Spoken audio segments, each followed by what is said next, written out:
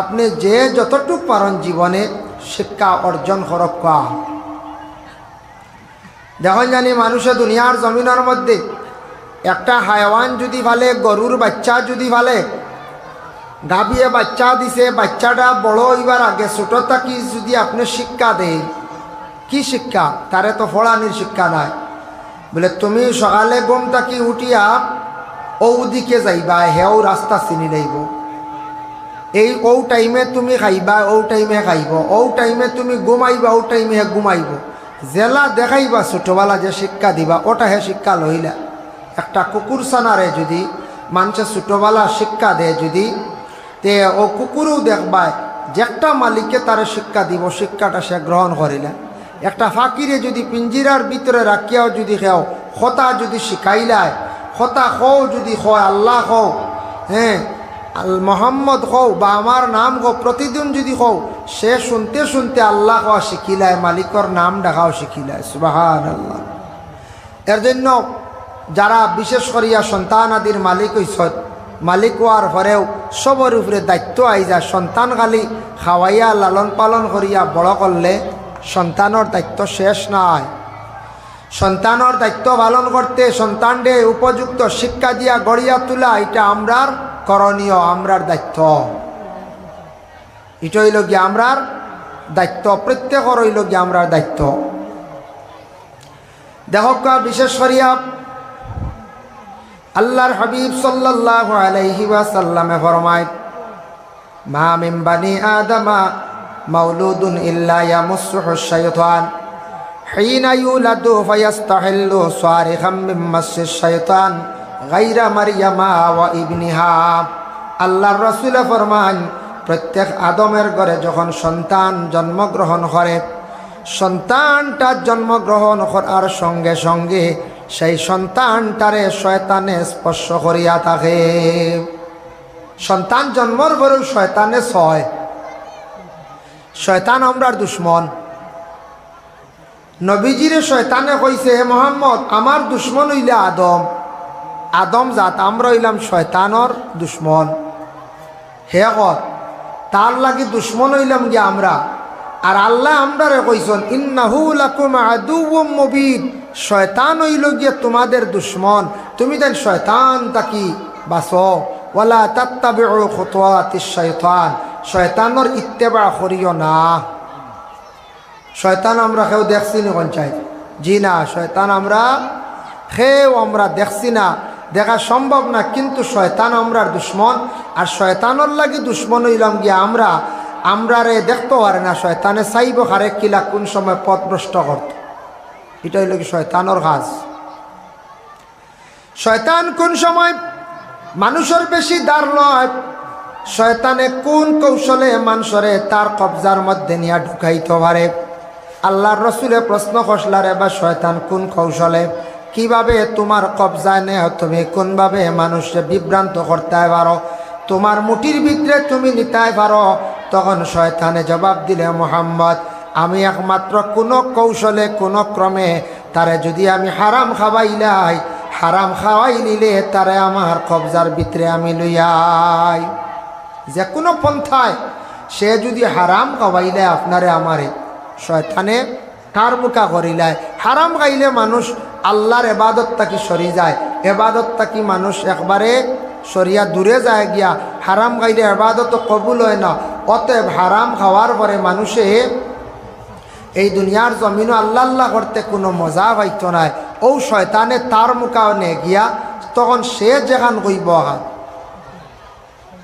এর জন্য সেই শয়তানে বিভিন্ন সোয়াস দিব আপনার আমার দিলের মধ্যে, কইব বন্দারে কিছুদিন খাইলে হারাম, ফরে তৌবা করে লাইবে, হারাম সম্পদ বানাইলা, ফরে তৌবা করে লাইবে, তুন আল্লাহর জিকির করবে, খুব বালা করি করবে, গুনাহ ওখান করিলা পরে তৌবা করবে। এইভাবে দিলের মধ্যে শয়তানে ওয়াসওয়াস ডালিয়া দিব। আর প্রত্যেক আদমের ঘরে সন্তান জন্মগ্রহণ করার লগে লগে প্রত্যেক সন্তানদের শয়তানে কি করে সইয়া থাকে, কিন্তু মায়ে দোয়া করার কারণে দুইজনদের শয়তানে সইতে পারছে না। গাইরা মারিয়ামা ওয়া ইবনিহা, একজন মরিয়ম কিছু আগে তা বাচ্চাইতে কইসন সব চাইতে ভালো পবিত্র মহিলা হে বলে হজরত মরিয়ম আলাইহিস সালাতু ওয়াস সালাম। আর সবচাইতে পর্দাশীল মহিলা কে আসলা বলে হজরতে ফাতিমাতুজ জাহরা রাদিয়াল্লাহু তাআলা আনহা। ফাতিমারও মানে পবিত্র হওয়া হয়েছে, তবে পর্দাশীলও হওয়া হয়েছে। এর জন্য জান্নাতের নারীদের সর্দার আল্লাহ বানাইবা হজরতে ফাতিমাতুজ জাহরা। এর জন্য বিশেষ করিয়া দেখেন, এই যে শয়তান আপনার আমার দুশ্মন, মায়ে দোয়া খসলা দুশ্মনে সইতে পারছে না, মরিয়মে আল্লাহর দরবারও দোয়া খসলাম, ইন্নী উঈযুহা বিকা ওয়া যুররিয়াতাহা মিনাশ শাইতানির রাজিম। আয় আল্লাহ, আপনার কাছে বিক মাঙ্গিয়া দেবা আল্লাহ, আমার পেটে যে সন্তান দিছ, সন্তান জন্মর পরে আপনি শয়তানের কুসাত থেকে হেফাজতে রাখিও। আল্লাহ মায়ের দোয়ারে কবুল খসলা খার বলে মরিয়মর মা হান্না বিনতে ফাকুজে দোয়া খসলা। হান্না বিনতে ফাকুজর দোয়া আল্লাহ কবুল করছন। মরিয়ম রে শয়তানে সইছে না, আর মরিয়মর গর ঈসা রুহুল্লাহ রে শয়তানে সইতে পারল না। ও দুইজন শয়তান তাকি বাঁচি গেলা এক মায়ের দোয়ার বরকতে, মায়ের দোয়া কবুল। সন্তান হওয়ার লগে লগে আমরার মা বাবার কর্তব্য দায়িত্ব কি? সন্তান যদি হসপিটালে জন্মগ্রহণ করিয়া থাকে, সন্তান বেশিরভাগ এখন জন্ম হয় হসপিটালও নানি, বাড়িয়ে করে কমি গেছে কলার, বেশিরভাগ হসপিটালে জন্ম হয়। হসপিটালে জন্ম হয়েছে, ডাক্তারি তাদের রুল মতো, হসপিটালের রুল অনুযায়ী বাচ্চারে তারা গোসল দেওয়াইতে দেয় না, গোসল দেওয়ায় না। গোসল না দেওয়াইয়া খানের মধ্যে আপনি আজান দিতে না। বাচ্চাটারে প্রথমে জীবনে সুন্দর করে গোসল দেওয়াইয়া নতুন কাপড়, ভালো একটা কাপড় গায়ের মধ্যে লাগাইয়া বাচ্চার ডান খানের মধ্যে আজান দিতা আর বাম খানের মধ্যে একামত দিতা। আমাদের দেশে কিছু মানুষের ধারণা মেয়ে সন্তান হইলে আজান লাগবো নি, বলে হ্যাঁ লাগবো। মেয়ে সন্তান হইলেও খানো আজান দেখবা, ছেলে সন্তান হইলেও খানো আজান দিতা। আজানটা দেওয়ার পরে এই বাচ্চাটার তহনিক আদায় করতা বলে প্রত্যেক সন্তানর মাথার মধ্যে খাজুর সাবাইয়া দিতা, মুখের মধ্যে খাজুর দিতা। নমাজি একজন ব্যক্তি দিয়া দেওয়ার অর্থ হইল ভালো পরহেজগার, নমাজি আমলি মানুষ দিয়া এইভাবে মুখের মধ্যে দেখা। কারণ ইয়াতাকছে গিয়া দেখুন আল্লাহর বন্দেগান দুনিয়ার জমিনের মধ্যে বিশেষ করিয়া প্রত্যেক নমাজি হকলে যদি এইভাবে বাচ্চার মুখের মধ্যে মিঠা জিনিস যদি দিয়া তখন এই বাচ্চাটা আমলি হইব, তার মুখের ভাষাটা সুন্দর হইব। এটা তহনিক করা সুন্নত। খাজুর পাইছেন না, চিনিও বালা, চিনিও দিয়া দিতা। খাজুর যদিও পাই না, চিনিও দেখবা, চিনিও দিতে পারবা তালুত আর তার মুখ। তারপরে এই সন্তানের সুন্দর একটা নাম রাখবা, ইসলামিক লাইনে অর্থগত মিল একটা নাম আপনি রাখবা। ইসলামিক লাইনে অর্থগত মিল একটা নাম রাখবা, যে নামটা অর্থবালা, খালি এমনি সুন্দর ফ্যাশনে যাইতাম না। আমরা কিছু আছি বলে নামর খালি ডিজাইন হইতো, নামর খালি ডিজাইন লাগে, কিন্তু আমরা নামটা অর্থবালা আসেনি ই খবরও না। আমরা ইলা আছি না নখন চাই, ইলা প্রায় মানুষ আছে। বালা একটা সুন্দর নাম আমরা জীবনে আমরা রাখতাম। নামটা রাখা হইল সন্তানডে লালন পালন করিয়া বড় করলা। সন্তানের মা বাবার উপরে হক হইল সন্তানডে পূর্ণ 2 বছর পর্যন্ত দুধ পান করাইতা। প্রত্যেক মা বাবার উপরে হক হইল মায়ে খাওয়াইতা পুরা 2 বছর। এখন কিছু কিছু জায়গাত মা হলে দুধ খাওয়াইন না, 2 বছর কিতা করেন না, দুধ খাওয়াইন না, 2 মাস 3 মাস খাওয়াইয়া বাজারি দুধ খাওয়াই। ইলা ওই যায় গিয়া ওই না নখন চায়।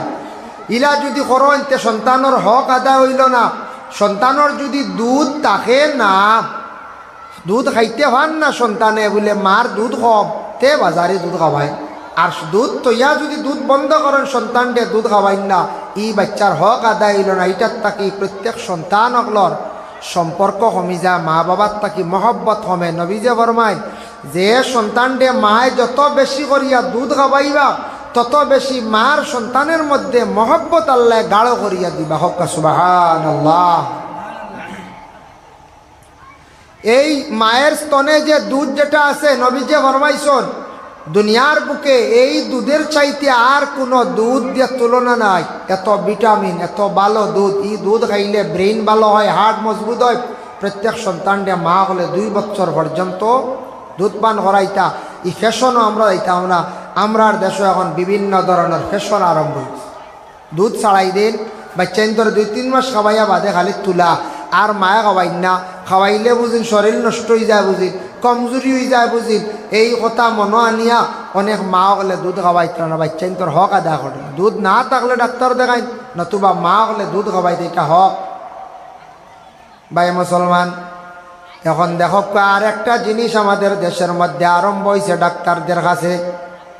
যদি ডাক্তারে কোনো প্রেশার দিয়া, ডাক্তারে যদি হয় বলে তোমার সিজার করতে লাগবো, কোন সিজার মানে সন্তান 2টা পাইছন, 3টা সন্তান পাইলাইছন আর সন্তান না, ডাক্তারে যদি তার কোনো কৌশলে যদি সিজার এমনভাবে করলো, এমনভাবে অপারেশন করলো যাতে এই মহিলার জীবনে আর কোনো সন্তান পাইতা না।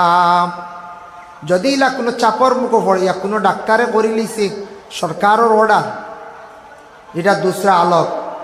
ইচ্ছাকৃত অবস্থায় যদি কোনো মহিলায় বা স্বামী স্ত্রী 2 জনে মিলিয়া যদি সিজার করেন তাহলে গুনাহগার হইবা। বলে এখানে ও কারণে হইবা নিজে কন্ট্রোল থাকতে হয়, বলে সন্তানের প্রয়োজন নাই, নিজে কন্ট্রোল হয়।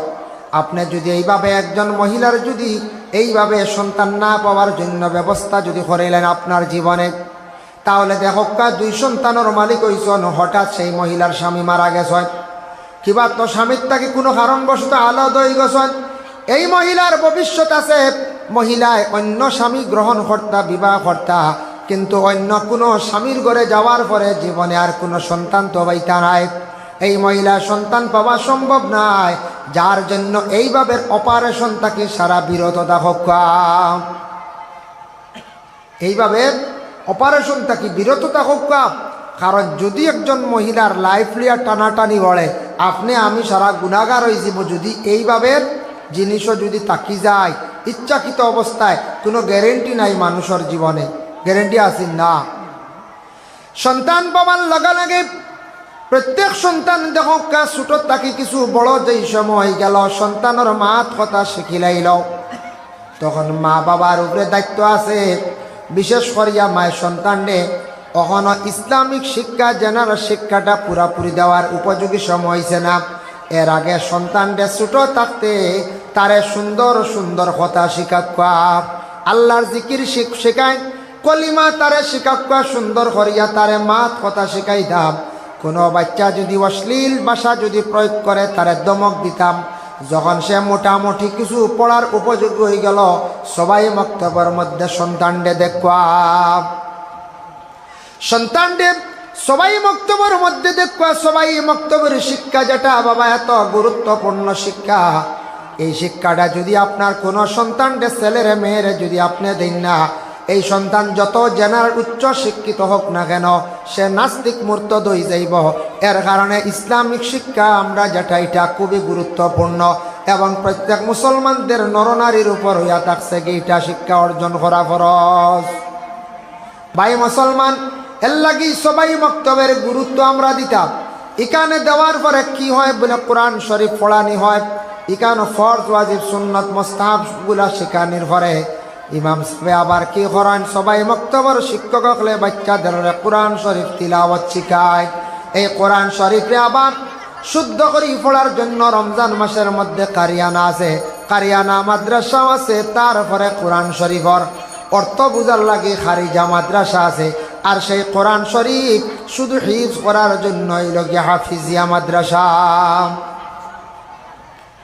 সেই দিনই শিক্ষা যদি কোনো মানুষের মধ্যে যদি বিলকুল থাকে না, জেনারেল শিক্ষা সে যত শিক্ষিত হোক না কেন, এই মানুষের ইসলাম ধর্ম ব্যাপারে তার তেমন জ্ঞান থাকত না।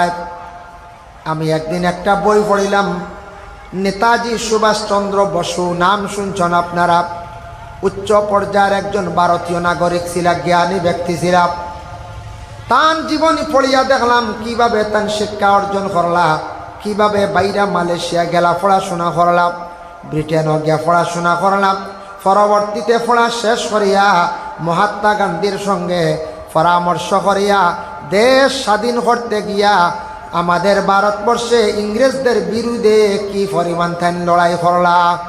কারণ এতছে কি একজন জ্ঞানী ব্যক্তি ও বিশেষ করিয়া নেতাজি সুভাষচন্দ্র বসু যেন তাই এইভাবে একটা বিবৃতি দিলা, তাই কইলা বলে মানুষের জীবনে যদি যে কোনো ধর্মের মানুষ হোক তার ধর্মগ্রন্থ ব্যাপারে তার মধ্যে জ্ঞান থাকতো, তার ধর্ম ব্যাপারে তার জ্ঞান থাকতো। ধর্মগ্রন্থ কোরআন, আমরা সনাতন ধর্মগ্রন্থ, ইসলাম খ্রিস্টান ধর্মের তার ধর্মগ্রন্থ, জৈন ধর্ম তার ধর্মগ্রন্থ, এইভাবে তার ধর্ম এবং ধর্মগ্রন্থ ব্যাপারে তার জ্ঞান থাকত। যে কোনো মানুষের যদি তার ধর্ম ব্যাপারে ধর্মগ্রন্থ ব্যাপারে যদি বিলকুল তার জ্ঞান থাকে না, তে ধর্মটা কি সে বুঝতো না, ধর্মর করণীয় কি সে বুঝতো না, ধর্মগ্রন্থের আদেশটা কি সে কিন্তু বুঝতো না।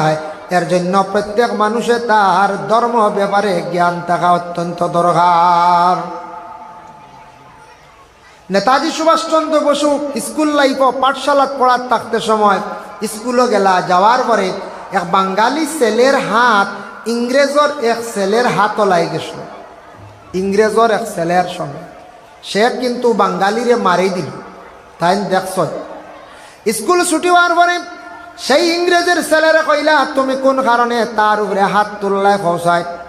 সে উঠিয়া কইল বাঙালি ছেলে, বলে বাঙালি ছেলে তার হাত লাগলে তোমার কি ক্ষতি, বলে নোংরা। ওই সময় কইলাম হে ইংরেজের ছেলে জানিয়া রাখিস, তুই ন জ্বালা মানুষ, সে ওলা মানুষ, আমি ওলা মানুষ, ধর্ম যার যারি আলাদা, কিন্তু মানুষ সমান, মানুষের জ্ঞান বিবেক মানুষের গঠন সব কিছু সমান, ব্লাডও সমান। সেনে তুই এই ব্যক্তির এইভাবে কষ্ট দিলে এটা কিন্তু সঠিক নয়। মানুষে যখন মানুষে জ্ঞান অর্জন করিয়া থাকে তখন এইভাবে মানুষের মধ্যে ছোট বড় কোনো ভেদ রাখে না।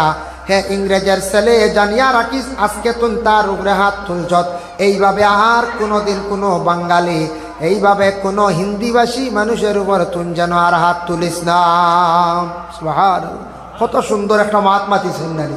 এর লাগে আমরা সব মানুষ, আমরা মুসলমান মানব জাতি কইতে হিন্দু খ্রিস্টান বৌদ্ধ জৈন যে কোনো ধর্মের মানুষ, প্রত্যেক মানুষ সে কিন্তু মানুষ, যার যারই ধর্ম হইল গিয়ে আলাদা, যার যারই ধর্ম নিয়ে চলরা। আমরা ইসলাম ধর্মের মানুষ। আজকে আমরা যে ধর্মে আছি এটা মনোনীত ধর্ম, যে ধর্মটা বলা হয়েছে বলে শান্তির একটা সুন্দর একটি ধর্ম, যে ইসলাম ধর্মর যে নিয়ম গুণাবলী যেগুলো আছে, গোটা বিশ্বে আরও বহু ধরনের ধর্ম আছে, কিন্তু এইভাবে ধর্মর নীতি সব ধর্ম নাই। আমাদের ধর্মের নীতি দেখেন, আমাদের ইসলাম ধর্মের ধর্মগ্রন্থ কোরআনে আছে, মুহাম্মদের বাণীর মধ্যে আছে বলে তুমি সুন্দর কাপড় পরিধান করো। আলিম হোক বা ইসলাম ধর্মের পণ্ডিত যারা আছেন এরা আলিম সমাজক লেখাপড় পরিধান করেন, জেনারেল মানুষে কাপড় পরিধান করেন, মহিলা হলে সুন্দর সুন্দর কাপড় পরিধান করেন। কিন্তু ইলা এক একটা ধর্ম আছে তাদের বড় বড় পণ্ডিত যারা আছে এরা উলঙ্গ অবস্থায় থাকেন না, উলঙ্গ অবস্থায় থাকে, উলঙ্গ অবস্থায় তাদের লজ্জাস্থান দেখা যায়। এইভাবে উলঙ্গ অবস্থায় থাকো, যার জন্য আমাদের ইসলাম ধর্মের এইভাবে কোনো পণ্ডিত, ইসলাম ধর্মের কোনো মানুষ এইভাবে উলঙ্গ হইলে আমাদের ধর্মের মধ্যে কোনো স্থান নাই। কেউ স্থান দিব যখন যায়, কোনো মানুষ যদি উলঙ্গ হইয়া যদি মসজিদে কেউ জায়গা দিবানি, তকি না থাকলে আমরা দমক দেই বলে বাড়ি যাও তকি লিয়াও, তকি না থাকলে। আমরা ধর্ম কত সুন্দর, যে ধর্মে আদেশ করছে তুমি সুন্দর লেবাস পরিধান করো, তুমি আব্রু করো, পর্দা করো, তুমি সুন্দর ইয়া ধর্মস্থলে যাও, সুন্দর ইয়া ধর্মীয় স্থানে যাও, সুন্দর ইয়া তুমি ধর্মগ্রন্থ পড়ো, সুন্দর ইয়া ধর্ম নিয়ে যেটা গবেষণা হইব, যে জায়গার মধ্যে বিস্তারিত আলোচনা হইব এই জায়গায় যাও। তাই আমরা ধর্মর রীতি নিয়মমালাগুলা কত সুন্দর, কত সুন্দর।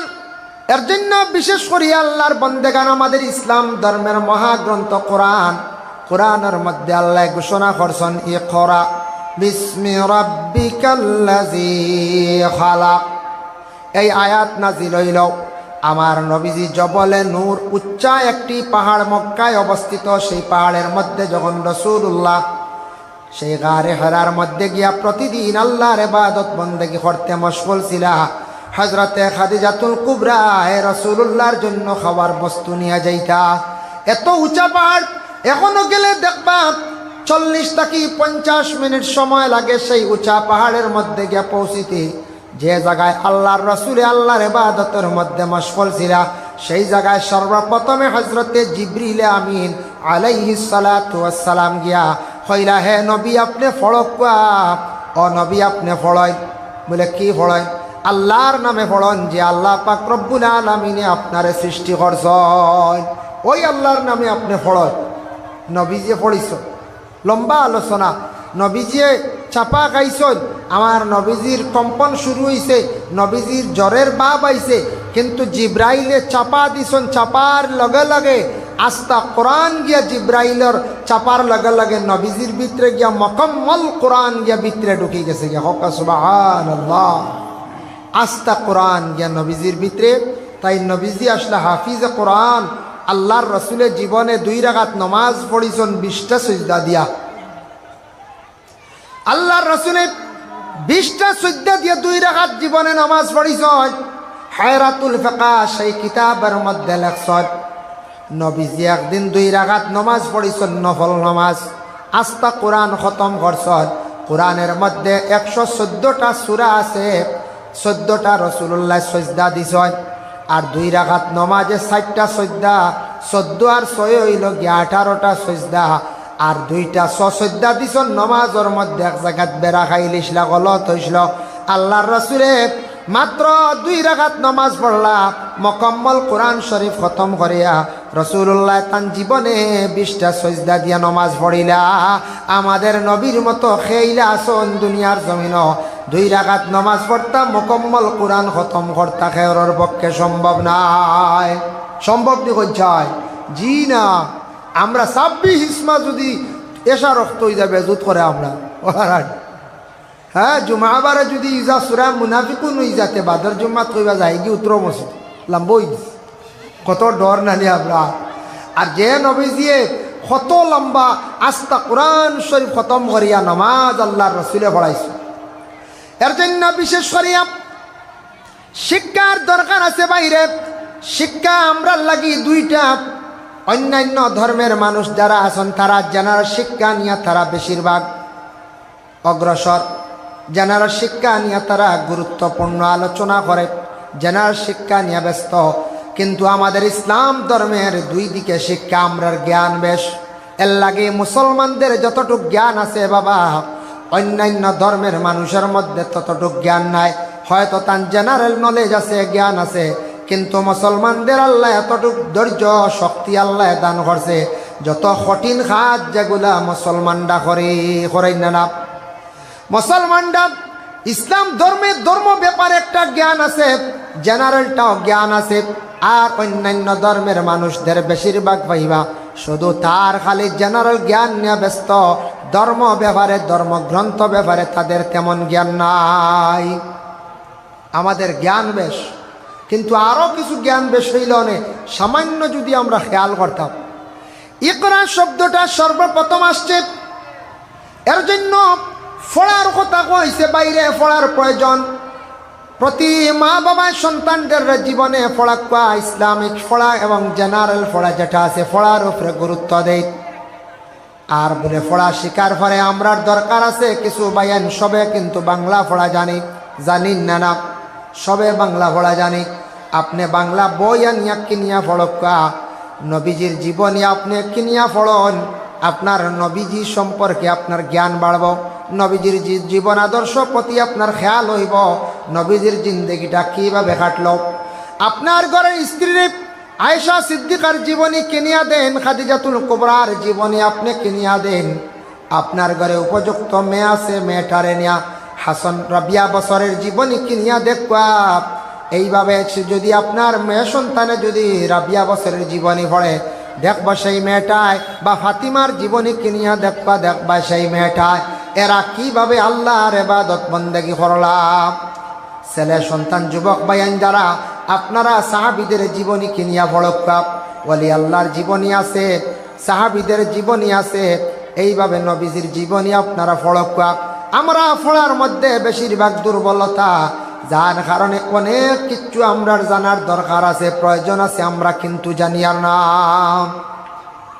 অনেক কিছু আমরা জানার আছে কিন্তু আমরা জানি না, আমরা পড়ার যাই না। পড়ারটারে আমরা একবারে ভিজে বালাই দিছি, আমরা পড়াটারে এত বেশি আমরা ফিসে ফেলাইছি, পড়ার ব্যাপারে আমরা লক্ষ্য কমে গেছে গিয়া।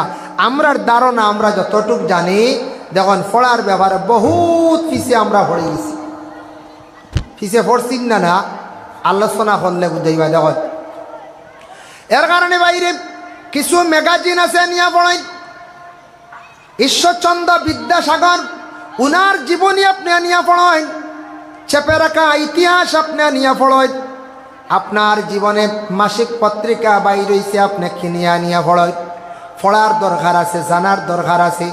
আজকে যদি কোনো মানুষের সঙ্গে যদি আপনার ধর্ম ব্যাপারে বা দেশ ব্যাপারে ডিভাইড হয়, সমাজ কম আপনি কিছু তার সঙ্গে কথাবার্তা করতে পারতা, আপনার ধর্ম ব্যাপারে জ্ঞান থাকত, দেশের ব্যাপারে জ্ঞান থাকত, দেশের ইতিহাস সম্পর্কে জানার দরকার থাকত, নিশ্চয় সেই গ্রামের নামটা লাগছে তকিপুর। তার একটা রহস্য আছে, আছে কিনা? তকিপুর নাম লাগছি কেনে লাগলো, তার পিছনে একটা রহস্য আছে। তকিপুর খনকপুর তার নাম কেনে লাগলো, তার একটা কারণ আছে। নিলাম বাজার কেমনে নাম লাগলো, কাস্তুরগ্রাম নাম কেনে লাগলো, আমাদের ভারতবর্ষের রাজধানী দিল্লি কেনে নাম লাগলো, এইগুলো আপনি সার্চ করলে পাইলেই ভাব। বাইরে আমরা সময়, বর্তমান সময়ে মোবাইল যেটা আছে খাস করিয়া মোবাইলটার একটু কন্ট্রোলে চালাইন ভাই। মোবাইল খুবই প্রয়োজনীয়, খুব দরকার, কিন্তু আমরার দেশে এখন মোবাইলটা কিন্তু নিয়মিত চালানিওর না। কিছু ভাই আনতে দেখছি রাস্তাঘাটে অনেক জায়গায় মোবাইল আউরি চালায়। কিছু বাড়িয়ে ঘরে মা বোন যারা আছেন ছোট ছোট বাচ্চাদের হাতে মোবাইল একবারে তুলিয়া দিলাইজন। ছাত্রদের জীবন নষ্ট করডা, তারার মাইন্ড ঘুরাই লাইতরা। বয়স হয়েছে মাত্র 5 থেকে 6 বছর, 7 বছর এই বাচ্চারে মোবাইল দিয়ে ডাইরেক্ট রাখি দিছ। ফড়িত যেন মেমোরির যেন ফড়া জাগ হইতো, জ্ঞান অর্জন করতো, এই বাচ্চা মোবাইল চালাইয়া তার একবারে ব্রেনটা নষ্ট করিলা। ছোট্ট বাচ্চান্তরে মোবাইল থেকে বিরত রাখুন। যখন ছেলেটা কিছু বড় হইব, বড় হওয়ার লগে লগে 8, 9 যাইব গিয়া, তার মোবাইলের প্রয়োজন হয়ে যাইব। অনলাইনে অনেক পড়ার শিকার দরকার আছে, যার জন্য প্রত্যেক সন্তান হলরে বিশেষ করিয়া মোবাইল দেখা। এর আগে মোবাইল তাকে আল্লাহকে ওয়াস্তে বিরত থাকুক, এর আগে আল্লাহকে ওয়াস্তে মোবাইল তাকে বিরত রাখুন। আর আমরার বাইন যারা আছেন মোবাইল চালাইতে, আপনারা মোবাইলে সার্চ করেন, দেশের অনেক ইতিহাসগুলা জানতে পারবা। এটাও আমরা জানার দরকার আছে, আছেন না? না আছে। আপনি মোবাইলে সার্চ করেন, জানি যে গান্ধী পরিবার, মহাত্মা গান্ধী খেয়ে আসলাম, তার জীবনী আপনি পাইবা। এই দেশ কত সনে কিভাবে সেই দেশটা মানে স্বাধীন হইল তাও পাইবা। দিল্লি জামা মসজিদ খে বানাইল তাও পাইবা। লালকেল্লা পুরান কেল্লা খে নির্মাণ করল তাও পাইবা। হুমায়ুন বাদশাহ খে আসলা তাও পাইবা। বাদশাহ শাহজাহান কে আসলাম, মমতাজ রাজকন্যা খে আসলাম, আগ্রা তাজমহলটা খে বানাইল তাও পাইবা। ভারতবর্ষে মুসলমানদের অনেক স্মৃতিগুলা আছে, অনেকগুলা ইতিহাসের মধ্যে আছে। আগে আগে যেগুলা ইতিহাস পড়ানি হইতো ক্লাসের মধ্যে, এখন কিন্তু ইতিহাস কমে গেছে গিয়া, পাওয়া যায় না। এখন ইতিহাস আছে ক্লাসও? জি না, নাই। তবে কিছু কিছু ইতিহাস কিনতে পাইবা এবং মোবাইলে সার্চ করবা, পাইবা অনেক জিনিস আপনি জানতে পারবা। সেই দেশ কিভাবে স্বাধীন হইল, সেই দেশে কিভাবে রাজা প্রজারা দেশ চালাইল, এরপরে মুঘলে কিভাবে দেশ শাসন করলো, দেশ চালাইল, ব্রিটিশে কত বছর দেশ চালাইল, এরপরে দেশ কিভাবে স্বাধীন হইল, এটাও আমরা কিছু জানার দরকার আছে। এটা ব্যাপারে আমরা কিছু জ্ঞান থাকত। আর ইসলামিক শিক্ষার মধ্যে দেখেন ছেলেদের মাদ্রাসার মধ্যে আমরা দেই, কিন্তু আমরার দুর্বলতা দেখেন বিশ্ব নবী ভবিষ্যৎবাণী দিয়া গেছেন কয়েক বছর আগে, 1500 বছর আগে নবী যে কইয়া গেলা, ও আমার সাহাবী হল, কিয়ামতের আগে কিছু কিছু জিনিস প্রকাশ হইব দেশের মধ্যে। কিয়ামতের আগে কিছু জিনিস প্রকাশ হইব। ইয়া রাসূলুল্লাহ কি কি? নবীজি ফরমাইছেন ইয়াকুলু ইন্না মিন আশরাতিস সাআতি আন ইয়ারফা'আল ইলম। আল্লাহর রাসূল ফরমাইছেন দুনিয়ার জমিন থেকে ইলম আস্তে আস্তে উঠি যাইব, ইলম আস্তে আস্তে উঠি যাইব গিয়া। এর জন্য নবীজি ফরমায় হাসাও ইলম দিনে দিনে কমি যার। আমরা কই আর বাড়ের বলে, জি না, দিনে দিনে ইলম কমের। নবীজি কইছেন ইলম আস্তে আস্তে দুনিয়ার জমিন থেকে উঠি যাইব। এর জন্য ইলম সম্ভ কারণ কিতা? আমরা ইলমরে তেমন প্রাধান্য দেই না, ইলমরে অবহেলা করিয়া। আজকে তখন যতটা প্রাইভেট স্কুল আছে আমরা নিম্নতম 500 মাসও দেই এক বাচ্চার নিচে, আর কিছু আছে হোস্টেল সিস্টেম, এটা 4,000 5,000 7,000 টাকা দিয়েও আমরা পড়াই না পড়াই। তার উদ্দেশ্য কিতা? আমার ছেলে জেনারেল উচ্চ শিক্ষিত হইব, আমার ছেলেটা ইঞ্জিনিয়ার হইব, আমার ছেলেটা একজন অফিসার হইব, IPS অফিসার হইব, আমার ছেলের LLB করাইমু, উকিল হইব, LLM করাইমু, ম্যাজিস্ট্রেট হইব, আমার ছেলের মাস্টার্স ডিগ্রি করাইমু, অনার্স করাইমু, MCO করাইমু। কত চিন্তা ধারণা থাকে আমরার বেশিরভাগ, থাকেন না? না থাকে। ঠিক আছে, যেইভাবে আপনার ছেলেরে আপনি গুরুত্ব দিয়া জেনারেল শিক্ষারে গুরুত্ব দিছেন, ঠিক তেমনিভাবে আপনার ছেলেরে যদি এইভাবে কিছু মাদ্রাসায় যদি আমরা গুরুত্ব দিয়া যদি আমরা পড়াইতাম, মাদ্রাসার যদি প্রাইভেট করলে কত স্ট্রং কত ভালো ইয়া মাদ্রাসা চলল অনে, উপযুক্ত বাচ্চারা জ্ঞান অর্জন করল অনে, ইসলামর খেদমত আরও বেশি হইল। আমরা মাদ্রাসাত আইয়াল্লে অবহেলা করি, মাদ্রাসার মধ্যে আমরা কিছু অবহেলা করি। ইলম জমিন থেকে উঠিব একমাত্র আমাদের কিছু সংখ্যক মানুষের অবহেলার কারণে। যেমন কিছু কিছু জায়গাত আছে মেসাব শুনলে খেওয়া আছে, মেয়ে দিতরা না, কইতরা না বা ইন তো মসুদের মেসাব না, আর বামার হুড়ি দিয়ার না হিল হয় না। খেওয়া আসুন হাফিজ সাহ শুনিয়া দিতরা না, খেও আলিম সাহ শুনিয়াও দিতরা না, খেও কারি সাহ শুনিয়া দিতরা না। খালি যেমনে শুনলাম মেসাবর ডিপার্টমেন্টও আর নাই। এরা কিছু মানুষে বাঁচিলেন অবহেলা করেন, খাবাইব কিলা চিন্তা আই হয়, খাওয়ানির চিন্তা আপনার আমার করার দরকার নাই। আমরা দেখতাম একটা মেয়ে বিবাহ দিতে সময় ছেলেটার মধ্যে কতটুক দিনদারি আছে আর ও পরিবারও কতটুক দিনদারি আছে, ওখান আগে আমরা প্রত্যেকে দেখতাম। দিনদারি কিতা? ই বাড়ির পরেজগারি আছেন, ইবাদত আছেন, পবিত্রতা আছেন, পর্দা পশিদা তা হয়নি, ই বাড়ির মানুষের নমাজ পড়েননি, কথার নামও দিনদারি। আমরা ওখান যদি দেখিলাই অবশ্যই দেখবা আমরা সব কিছু সমাধান আই যাব। বাড়ির মধ্যে কিতা জিনিস গিয়া দেখতাম। মনে করক আমি একটা উদাহরণ, যে কোনো মানুষ যদি যায়, যে কোনো বাড়ির যদি যায়, যাওয়ার পরে এক ছেলের বাড়ির মধ্যে গিয়া যদি পৌঁছিয়া দেখেন জামাই দেখাত গেছেন, ই বাড়ির মধ্যে অনুমান পাইলি বা যদি দেখেন বাড়ির মধ্যে যদি দিনদারি থাকে, ই বাড়ির মধ্যে পরহেজগারি থাকে, কিছু আউটা বেড়া অথা পাইবা, কিছু আউটা বেড়া পাওয়া যাইব। বুঝাইছেন? আউটা বেড়া মিলব, বুঝা যাইব এই বাড়ি পর্দা আছে, নমাজ আছে, গতিকে এরা পর্দা উর্দা কিছু মান্ডা, পর্দা করাও তো ফরজ আমরা লাগে। যে বাড়ির মধ্যে দিনদারি থাকব, ফসরাবাল পায়খানা যদিও খাসা হয় নেন সুন্দর পাইবা, পরিষ্কার একটা সিস্টেমে পাইবা, ডেলার ব্যবস্থা পাইবা, টিস্যুর ব্যবস্থা পাইবা, বুঝা যাইব এই বাড়ি নমাজ আছে। কিছু কিছু জায়গার তুইলাও আছে ফেসাওয়াল নাই, গুয়ার আর তলে ভাতর দুগু থুয়া, হুজুরও বই যাক বাবা ইসা ও আরম্ভ করি দোকা হিবা আমরার খানি ঠিক আছে, চিনাও না আনিয়া খাই, বুঝাইছে ওইবার তো গত মাসে চিনা আসলে এই মাসও খোল্লা লই যাইছে, খানি ঠিক আছে, আপনও দিনদারি নাই, গতিকে ফেসাওয়াল ঠিক না। এর কারণে বিশেষ করিয়া যদি গিয়া তখন বাড়ির মধ্যে দিনদারি আছে, এই বাড়িত নমাজ রাতি পাইবাই, ফাইলেই কারণ খুব ফালিশ পাইবা, বুঝবাইবাই নমাজ আছে। আর কোনো বাড়ির দেখবাই নমাজ রাতি গানু পড়ে গেছে, গিয়া ফালিশ নাই, মানে নমাজ নাই, এমনি থোয়া গালি। যে বাড়ির মধ্যে মুসল্লা পাইবা, মুসল্লার মধ্যে প্রমাণ পাইলিবা এই বাড়ির মধ্যে নমাজ আছে, এই বাড়ির মধ্যে দিনদারি আছে। দিনদারি ছায়া জীবনে আপনার যে কোনো একটা মেয়ে সন্তানকে বিবাহ দেখা, আপনার জীবনে যদি মেয়েটা যদি খমু খায়, তবুও এই স্বামীর ঘরে দৈনন্দিন জীবনটা সুখের জীবন যাইব। আর টাকা পয়সা বেশ দেখিয়া লাভ নাই, যদি ছেলেটার মধ্যে বাড়ির মধ্যে যদি দিনদারি থাকে না, এই বাড়ির মধ্যে যদি আল্লাহ আল্লাহ আল্লাহর জিকির থাকে না, পবিত্রতা যদি থাকে না, এই ঘরের মধ্যে তেমন বিলকুল শান্তি থাকতো নাই। এই ঘরের মধ্যে কোনো শান্তি থাকতো নাই, নমাজ নাই, শান্তি নাই, এক অন্যর মধ্যে মিলও থাকতো নাই।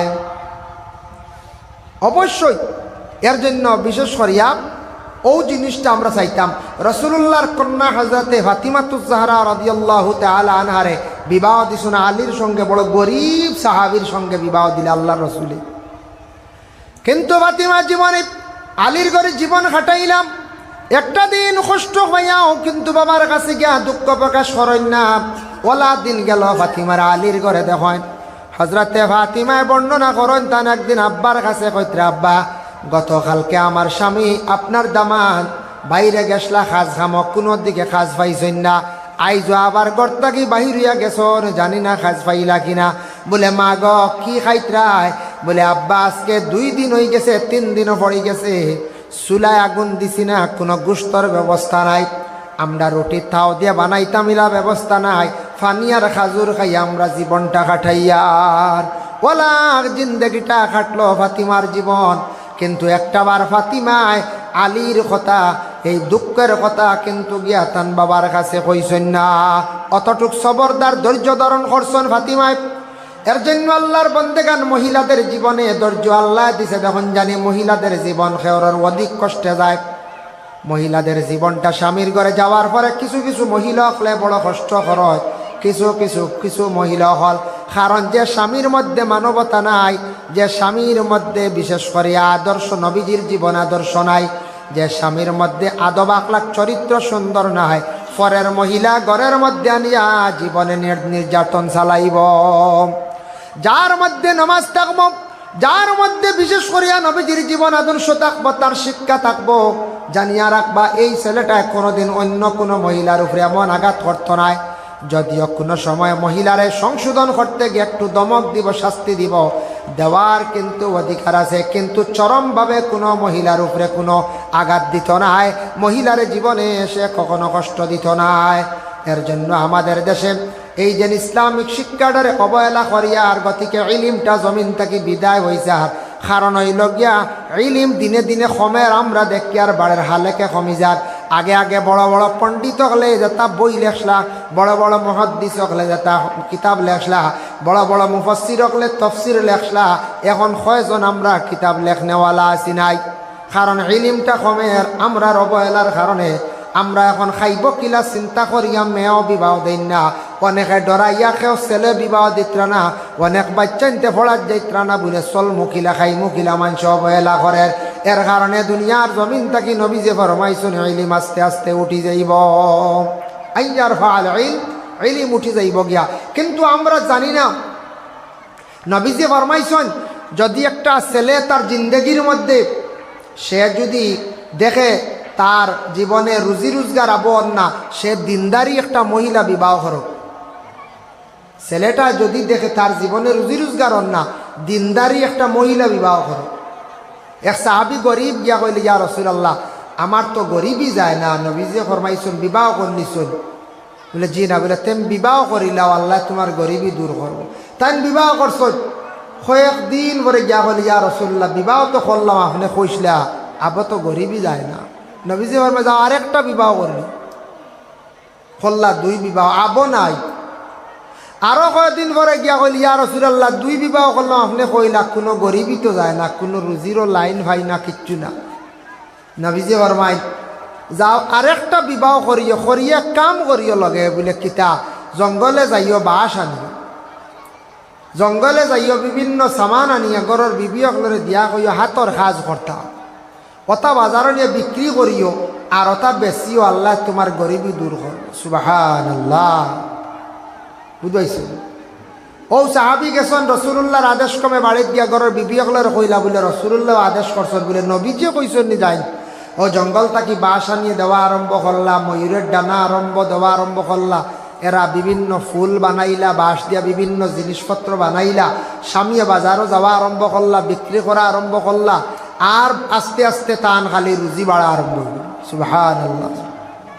এখন নবীজি কইসলা স্বামী, এই স্বামী যে বাজার থেকে বাঁশ আনছন, বিবি হলে বিক্রি করছন ইকান শুনিয়া আমরা খাইলে বেতুবাস দিলেই তেমনি করে হব জি বলে ন বেতুবাস ন হলইবা না উপায় নাই চলতাম তো এখন কোন বেটি দিতে হারই না এটা নাই এটা সেই সময় সেই যুগে নবীজি কইসন স্বামীর অভাব দূর হইব মহিলা হল তুমি গরো কাজ করো এখান কইসন না তোমার বিবি হলরে তুমি বাজারও লইয়া যাও এখান তো কইসন না বিবি হল নে বাজারও দোকানদারি করাও এখান কইসন না কইসন গরো কাজ করো কম আর তুমি গরর বিবি হলর তা মাল নিয়ে বানাইল মাল নিয়ে বাজারও বিক্রি করো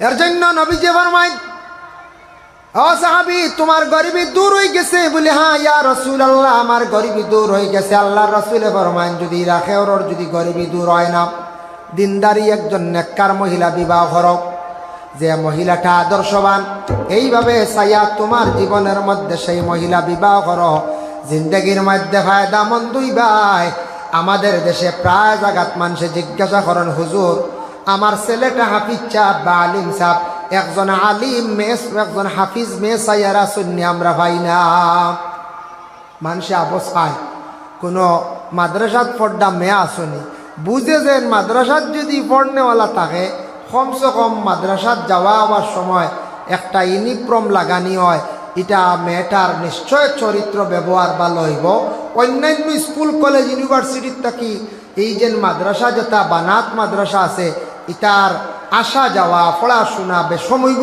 না বহুত বেশম হইব কলেজ ইউনিভার্সিটির যারা মেয়েরা যায় ইউনিভার্সিটির একটা ইউনিফর্ম আছে কলেজের ইউনিফর্ম আছে মেয়েটায় মাথা ডাকিয়া যাইতে পারত না সম্ভব নয় যদিও মাথা ডাকে লজ্জা করব অন্যান্য মেয়েরা কমেন্ট করবা যার কারণে রাস্তার যদি মাথায় উন্না দিয়া যদি যায় তখন মারছে স্কুলে যাওয়ার পরে বাউন্ডারির ভিতরে যাওয়ার পরে মাথার কাপড় কিন্তু মেয়েটা সরাইতে লাগব কিন্তু বানাত মাদ্রাসার মধ্যে যদি একটা মেয়ে সন্তানে পড়ে বাড়ির থাকি বাহির ওয়াত থাকি আসা পর্যন্ত মেয়েটার মাথাও ডাকা থাকবো গোটা বদন ডাকা থাকবো তাদের পরনে বুর্গা থাকবো ইটয়া থাকছে গিয়া বানাত মাদ্রাসার একটি ইউনিফর্ম এর জন্য মেয়েটার নিশ্চয় চরিত্র ব্যবহারগুলা অটোমেটিক পরিবর্তন হয়ে গেল কোরআনটা যদি হিফজ করিলা আর পুরা কোরআন যদিও পারে না 10 পারা যদি হিফজ করিয়া রাখতে পারে মেয়েটা 10 পারা কোরআনের হাফিজ বনি গেল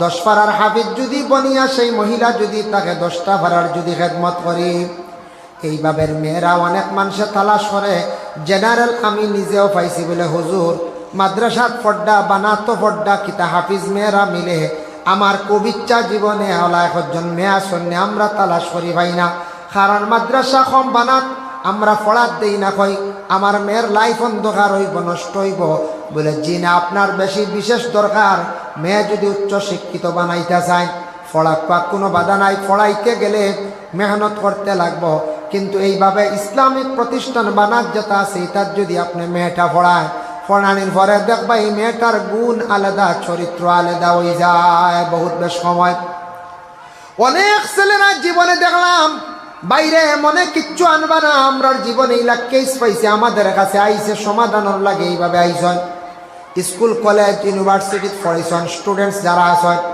যারা কলেজের ইউনিভার্সিটির স্টুডেন্টসরা একটা মেয়ের সঙ্গে রিলেশন হয়েছে সম্পর্ক হয়েছে মেয়েটা মোবাইল চালায় ছেলেটা মোবাইল চালায় মোবাইলে তাদের যোগাযোগ সব সময় হয় কিন্তু হঠাৎ দেখা যায় সম্পর্কটা বিচ্ছিন্ন হয়ে যায় বলে কারণটা কিতা ছেলেটার মনের মধ্যে ওটা আসি যায় আজকে সেই মেয়েটায় আমার সঙ্গে অতটুক করে নিশ্চয় মেয়েটার আদর্শ ভালো নাই এই মেয়ে নিয়ে আমি জীবনে কিভাবে দিন কাটাইব তখন সেই ছেলেটা দেখি এইভাবে রিলেশনের মহিলা হলরে ছাড়িয়া কোনো সময় বাইসাবরে কইবা কোনো গ্রামের বাইরে কইবা আত্মীয় স্বজন দেখুন বলে বাইরে আমার একটা দিনদারি পর্দাশীল একটা মহিলা আমারে দেও সারা জীবন একটা মেয়ের লাগি রিলেশন থাকলো আর বিবাহ করার সময় সেই ছেলেটা কিন্তু পর্দা ফুসিদার একটা মেয়ে চাইল সবে কিন্তু পর্দাশীল মহিলা চাই দিনদার মহিলা চাই নবী যে ফরমান কেউ যদি অভাব যদি পড়ি যাও তুমি বিবাহ করিলেও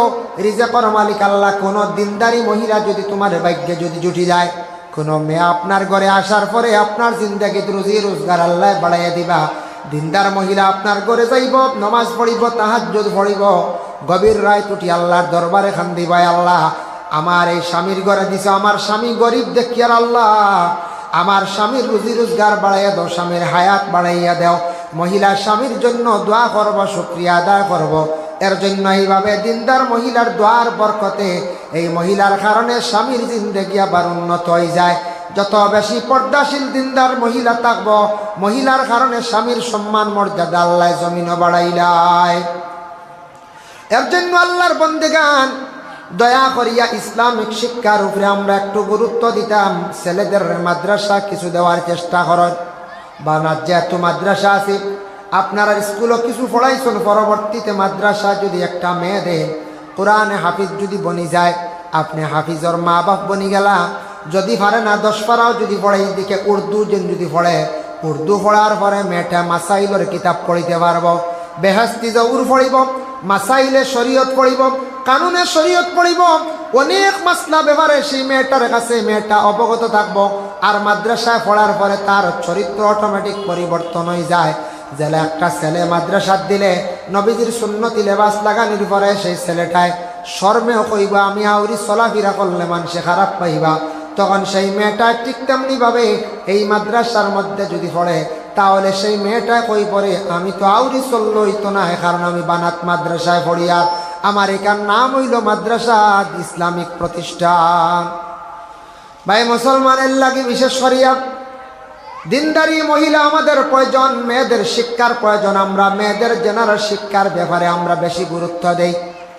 একটা জিনিস খেয়াল করিয়া দেখো, প্রত্যেক ফ্যামিলির মধ্যে মা বাবা গার্জেন যারা আসেন, বাপ হকলে বড় ছেলের ফোড়া বাদ দেওয়াইলেন 7, 8, প্রায় ফ্যামিলি বড় ভাইয়ের ফোড়া শেষ হয়ে যায় 7, 8 না কিতার লাগি। কোনো ফ্যামিলি বাপে কইবার পড়াইতাম পারতাম না, আমি চলতাম পারি আর না, বড় বাইরে ফোড়া বাদ দেওয়াই দিলা 7, 8। তখন 2 নম্বর বাইর মনে আইব বাইয়ে 7 না 8 পর্যন্ত পড়ি লাইছ, আমি তো কম নাই 9 পর্যন্ত পড়ি লাইছি। কইব আমি আর বাদ দিলে 1 ক্লাস বেশ আসি না।